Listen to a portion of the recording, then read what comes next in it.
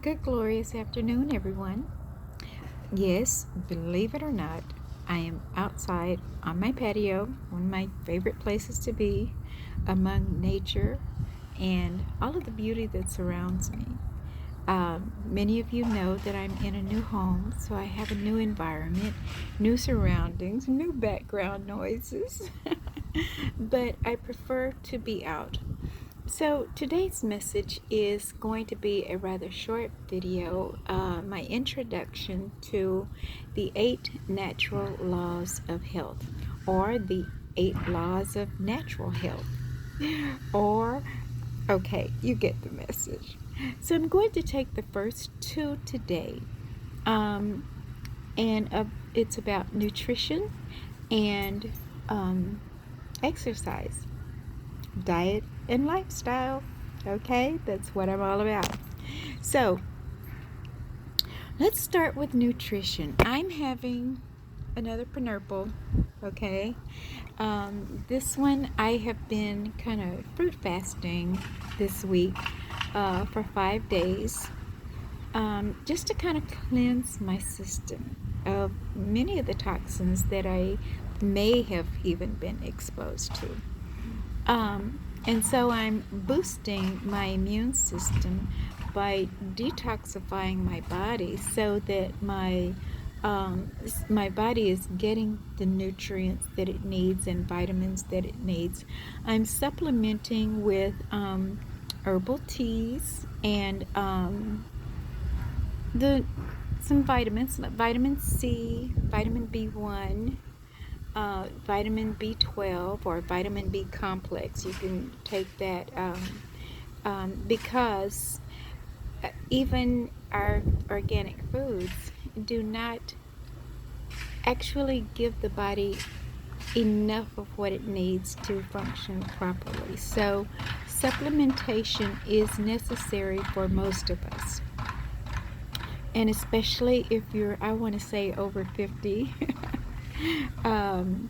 your body has gone through some stress and some other things, and so nutrition is a big part. I think it was Hippocrates that is reported as having said, "Let food be your medicine," and medicine. And let's see, yes, and the medicine is your food. Okay, and so some of the things I've been consuming, which are not in season right now, or would be frozen fruits. And since the temperature is like amazingly, incredibly warm already, and a lot of the fruits have not come into season, I do use some frozen fruits. However, the fruits that are in season, okay, we still got a few oranges and grapefruits that are kind of left over from the winter harvest. And of course, there's local honey, um, which is a great boost to your immune system. And here in Texas, they're just harvesting the spring batches of fresh honey. So um, the other fruits that are plentifully available are strawberries, blackberries, raspberries. Yes, all of your fruits and berries. And then when I want to add some greenery to that, I'm going for the frozen kale. And let's see, what else am I using? A little bit of spinach. These things actually should be being harvested, maybe later on this month, because they should have been planted right around no later than the maybe the end of March for this area. I know because I'm looking forward to planting a garden, and I've already kind of gone beyond the timeline for the planting zone that we're in. I'm all into it. I can hardly wait until fall. By then we'll have the ground ready and I can put some things into the ground, and I want to grow broccoli and kale and spinach, and there's a certain time that you can produce these things. And one of the things I'm learning is that we have to feed the plants. Okay? Well, it's natural because I would feed my ivies or I have to feed Penelope. Okay, so and that's because the soil does not support everything that even the plants need. And so I'm learning about that. And so if the soil needs nutrition to produce good fruit, how much more is our body going to need proper nutrition in order to be strengthened? So, of course, I want to pick on the immune system first because that is our first line of defense, okay? It is our immune system that needs to be supported and functioning optimally in order for us to, I want to say, be sustained during pandemics, epidemics, flu season, cold season, allergy season, and all these things. So, proper nutrition. And we've got some time. Some of us are still at home. And we still got time to Google it. So, and if you have any questions, I am a diet and lifestyle counselor. You can call me up, okay? Let's see, what's that number? 832-984-3499. I remember it a lot better these days. So anyway, give me a call when you have some questions, and especially if you're going to attempt fasting, okay? Yes, there's lots of information out there, but all information does not apply to everybody, okay? We are not cookie cutter people, okay? We all have individual differences, preferences, tolerances, okay? And so I would love to help work with you to explain what different nutrients you might need or might be more supportive, and also to teach you to listen to your spirit and listen to your body, listen to your intuition. All right, don't just guzzle down anything. So first of all, you're going to be reading the labels, and if you can't say it out of your mouth, don't put it in your mouth. Okay? I taught this to my grandchildren quite some time ago, and I've noticed that my granddaughters, they told me, says, Grammy, you said if we can't say it out of our mouth, don't put it in our mouth. Did you know margarine has so much stuff that we can't say out of our mouth? I says, oh, so what is your choice now? Butter, because we can say butter. We can say milk. We can say cream. So, read the labels. And I want to suggest to you that most of the food that you would be purchasing that is going to be most nutritious for you will not have a label. Bananas, apples, oranges, cabbage, cucumbers, squash, okra, peas. Okay? Unless, of course, they're in the frozen food section, and then, of course, you have to read the label there because sometimes they will add preservatives, okay? And so you want to be careful of some of the things that you see there, all right? So I think that's all for now for nutrition.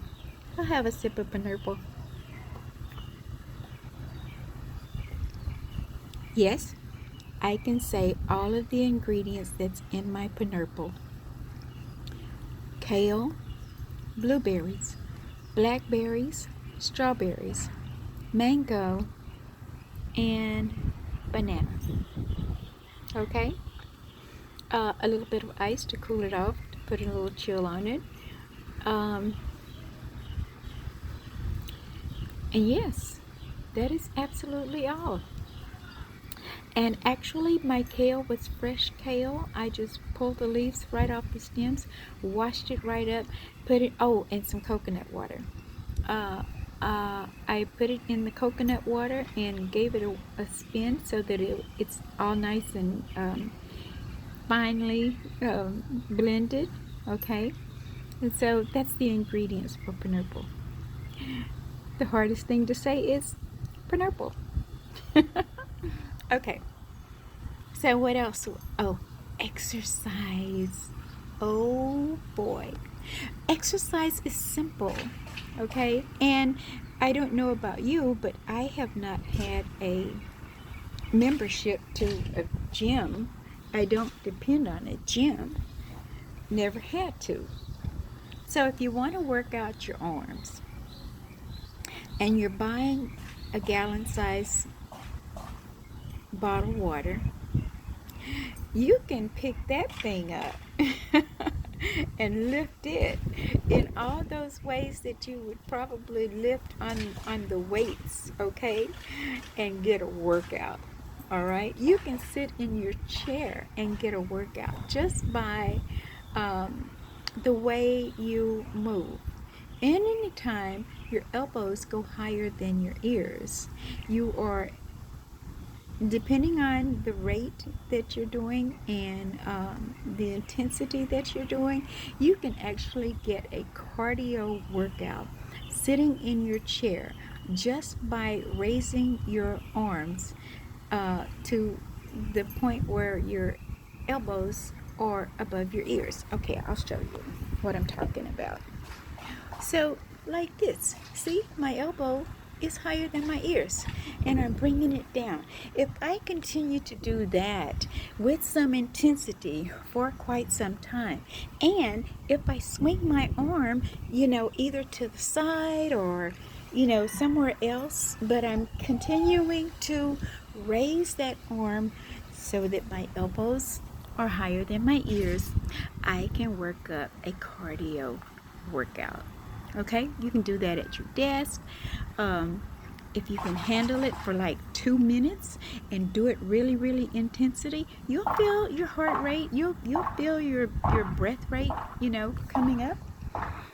Okay, and then the other thing is just go for a walk. We have some time now and enjoy nature. Get out there and walk. Walk briskly for about 2 minutes, and then kind of catch up with yourself and tone it down just for about 1 minute, recover, and then go at it hard again for 2 minutes. Okay, do that for enough intervals to work up to 30 minutes, and that's an ample workout. That's exercise. Now, if you really, really want to be nice, get on a bicycle. I don't know if you're in a place where you can go swimming, if you have a pool, if you have a friend that has a pool. And there's all kinds of programs on even YouTube. Now, my favorite thing to do is yoga in the mornings because that is my kind of prayer, meditation, and gentle movement time. Have you ever noticed that when a baby wakes up, most often they stretch? Okay? I think that's their way of saying, hello world, I'm awake and I'm here and I'm moving my body. So, start your day moving your body. I like to do sun salutations, and I have a nice big backyard now, so I can do sun salutations. I repeat them. I think I'm up to about 10 counts of the entire session.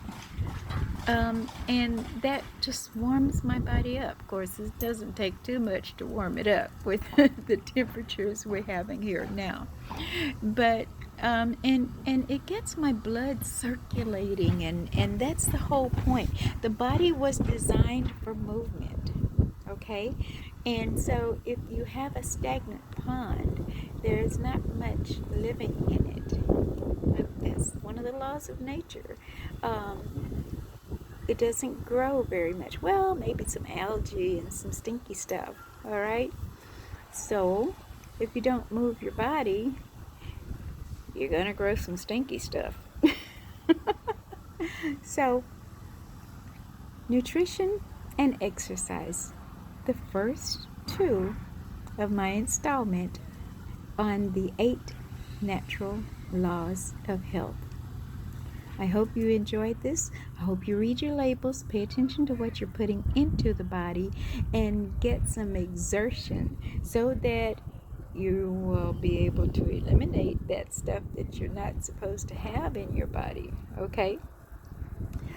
And I want to throw in maybe making fasting a part of your healthcare routine. We'll talk about that at another time. I hope that this has been helpful for you, and let me hear from you. Maybe leave me a comment in the section below. I'm still getting I'm getting closer to proficiency in my technological efforts. That was a mouthful. Okay, enjoy your life and enjoy it in a healthful way. Thank you.